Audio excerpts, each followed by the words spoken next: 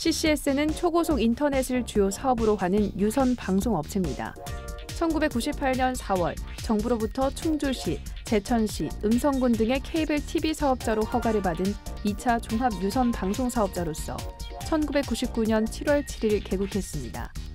자가망을 기반으로 케이블 TV 서비스를 안정적으로 제공하고 있으며 직접 750MHz에서 1200MHz 이상 광대역 전송망을 구축해 서비스하고 있습니다. 이 종목, 지금 더 자세히 알아봅니다. 네, 오늘의 두 번째 종목입니다. CCS 두 분의 매매 의견 확인해 볼게요. 하나, 둘, 셋. 오, 저만 매도네요. 네. 어느 순간부터 이제 강태용 종목과 가지고 나온 종목을 제가 매수를 들기 시작하고 있습니다. 두 분이 계속 의견이 같네요. 최악의 동전 줄 건데. 정말 이제 이런 종목을 제가 매수를 할 거라고 생각을 못했는데 흐름 자체가 트렌드가 조금 이런 쪽으로 해서 지금 몰려가고 있는 상태거든요. 그래서 정말 이렇게 하게 된다고 하면 좀 그렇고 더 궁금해지네요. 이따가 한번 제가 얘기 한번 해드리겠습니다. 알겠습니다. 네. 저는 이 종목 사실 썰전이 너무 좋습니다. 그래요? 너무나도 고맙고 좋아요. 왜냐하면 전문가라는 직업은 결국에 돈이 되는 종목을 추천해줘야 돼요. 그쵸. 왜냐하면 저도 전문가다 보니까 방송을 여러 개 하잖아요. 이 CCS라는 종목을 다른 데서 소개를 해주려고 결국 수익을 주기 위한 종목을 소개해주려고 가져갔다가 이런 종목을 전문가가 가져오냐 제가 욕을 먹었거든요. 그래요. 근데 유일하게 썰전에서 허락해줬기 때문에 오늘 일단 너무 감사하다고 말씀드리고 알겠습니다. 네. 시청자 여러분들께 너무나도 간직한 마음으로 설명을 드리겠습니다. 더 궁금해지네요. 네. 일단 CCS라는 종목은 얘도 어제 제가 이제 들고 왔던 크루셜텍이랑 똑같은 종목이에요. 이 기업만 본다라고 하면 이 기업 찢어버려야 돼요. 찢어버려야 됩니다. 진짜 기업의 미래가 없는 기업입니다. 미래가 없는 기업이고요. CCS라는 종목은 뭐 알다시피 뭐 충주시라든지 이제 뭐 제천시, 음성군 아니면 괴산군 뭐 이런 쪽으로 해가지고 전라도 지역 쪽으로 충북지요. 전라도요. 충북 지역 쪽에서 이제 그 케이블 방송, 충청도 지역에서 케이블 방송을 이제 주로 하는 이런 사업을 하고 있는 기업이에요. 제가 미래에 대한 이 가치가 없다고 하는 이유는 딱 하나예요. 우리가 과거에 지상파 방송을 볼 때는 이런 케이블 TV 방송에 대한 이러한 그 케이블 방송이 등장함으로써 엄청난 혁명이었거든요. 우리가 과거에는 뭐 못 보던 프로그램들이 엄청나게 늘어나고 그러다 보니까 너도 나도 할 것 없이 이런 케이블 방송을 신청하고 하다 보니까 그 당시에 사업량이 계속해서 확장이 됐어요. 근데 지금 같은 경우는 우리가 알잖아요. 그 당시에는 가족들이 모여가지고 옹기종기 TV를 볼 수 있었어요. 그래서 뭐 가족 오락관도 있었을 거고요. 뭐 가족들이 함께 보는 뭐 코너도 많았어요. TV 프로도 많았는데 지금은 가족이 없어요. 가족이 없다는 게 아니라 가족과 함께하지 못해요. 뭐 우리 그 좀 아버지 세대들이 이제 뭐 회사에서 잡혀 살고 학생들이 이제 뭐 학원에 잡혀 살고 어머니만 집에 있는 시대입니다. 그러니까 TV를 봐야 되는데 볼 사람이 없다는 거예요. 특히나 뭐 혼자 나온다라고 하면은 독립을 해서라도 이 TV를 계속해서 케이블을 신청해주면 되는데 독립을 하면 TV를 안 봐요. 우리 젊은 세대들 누가 TV 봅니까? TV를 안 보고 그냥 핸드폰으로라든지 컴퓨터라든지 다시 보기를 한다라고 하면은 불법적으로 볼 수 있는 경우가 너무 많아요. 그러다 보니까 이거 굳이 보지 않기 때문에 이러한 케이블 TV 방송에 대한 사업이 너무나도 불안하다는 거예요. 그나마 지금 보고 있는 층이 노년층인데 이 노년층 같은 경우는 돈도 뭐 많이 솔직히 안 쓰잖아요. 우리는 뭐 우리 같은 경우야 뭐 술값으로 몇만 원, 몇십만 원 이렇게 쓸 수 있지만 노년층 같은 경우 우리 어머니 세대들 술값으로 몇십만 원 나왔네 하면 맞아 죽어요. 맞아 죽습니다. 진짜. 그래서 그렇게 돈을 안 쓰기 때문에 실제로 이 케이블 TV라는 게 저격할 수 있는 거는 우리 부모님 세대들 노년층인데 이게 돈이 되는 사업이 아니라는 거죠. 그러다 보니까 저는 이 사업에 대한 미래는 어둡다라고 보고 있어요. 어둡다 보고 있는데 다만 이 종목을 추천드린 이유가 뭐냐? 과거에 이 CCS라는 종목이 엄청나게 급등을 했던 이력이 있습니다. 그게 무엇 때문이냐고 하면은 우리가 대선 테마 시즌이 다가올 때 이게 전 반기문 전 이제 유엔 총장의 이제 테마들을 묶여버렸어요. 그 이유가 이제 그 당시 반기문 전 유엔 총장이 고향이 충청도에 있다 보니까 그런 것 때문에 그냥 묶여버린 겁니다. 대선 테마 위험한 이유가 그런 것 때문이에요. 그냥 아무것도 없어도 그냥 충청도에 살았기 때문에 묶여버린 거거든요. 그러니까 과거에 급등했는데 제가 최근에 이제 그 대선주들의 움직임이 심상치 않다 했잖아요. 이걸 제가 좀 오늘 제대로 얘기 든다고 하면은 우리들 슈브레인이 과거에 그 상한가 갔잖아요. 그때 우리들 슈브레인이 급등했던 게 이게 정말로 모두가 이게 과거 우연이 아니라고 얘기했어요. 그 이유가 뭐냐고 하면은 자 한번 본다라고 하면은 우리들 슈브레인이 이게 사업 보고서예요. 보면 누구나 줄기세포를 연구하는 메디컬 사업 부분이라 해서 네. 줄기세포가 연구를 하고 있다라고 누구나 알고 있었어요. 근데 우리가 제약바이오 관련 업종들이 날아갈 때 이 당시에도 줄기세포 관련했던 업종들이 뭐 홈캐스트라든지 해서 네. 강한 상승을 보여줬어요. 그쵸? 근데 우리들 슈브레인은 끝까지 움직이지 않았습니다. 그러다가 갑자기 마지막에 들어서야 우리들 슈브레인이 최근에 208%인가요? 185% 정도. 이런 급등을 보여줬는데 네. 이게 뭐냐고 하면은 밑밥을 깔아놓는 거예요. 제약바이오가 지금 업종 순환매가 되고 있으니까 제약바이오를 강하게 날려버리고 이제 안간애가 누군가라고 너희들 찾아봐라. 그리고 이때 살짝 깔아버리는 거예요. 네. 이제 그러면서 줄기세포를 이제 국책과제 이제 연구진행 중이다. 라면서 살짝 소문을 퍼뜨리면서 주가를 끌어올린 거죠. 즉 이것도 하나의 장난이라는 거예요. 그래요. 왜? 과거에 여기에 물려있던 자금이 많기 때문에 그걸 회수해줘야 되거든요. 그래서 차트를 한번 본다라고 하면은 네.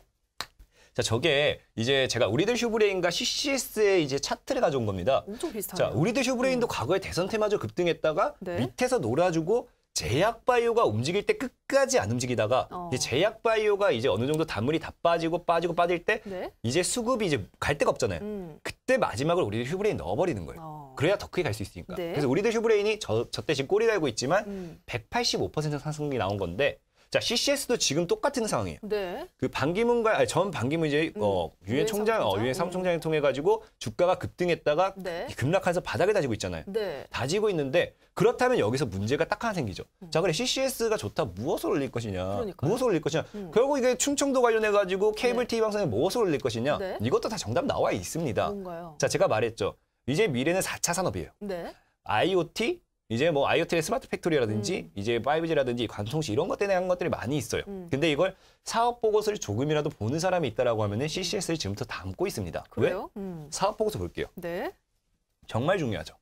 스마트 시대를 이끌어 나가는 스마트 기기의 보급과 소득 수준의 향상과 더불어 당사는 스마트 환경에 맞는 IoT와 관련된 상품 및 네. 디지털 방송을 준비하고 있다. 뭐겠어요? 내년에 당장 IoT 관련 이슈로 묶어도 된다라는 거예요. 그렇군요. 이미 네. 모든 것에 대한 밑바탕 그려져 있습니다. 그럼 이 종목들도 여기 반기문 관련 테마주, 죄송합니다, 자꾸. 전 반기문, 반기문 전 유엔 사무총장의 네. 이 관련 테마주를 묶이면서 자금들이 많이 묶여 있거든요.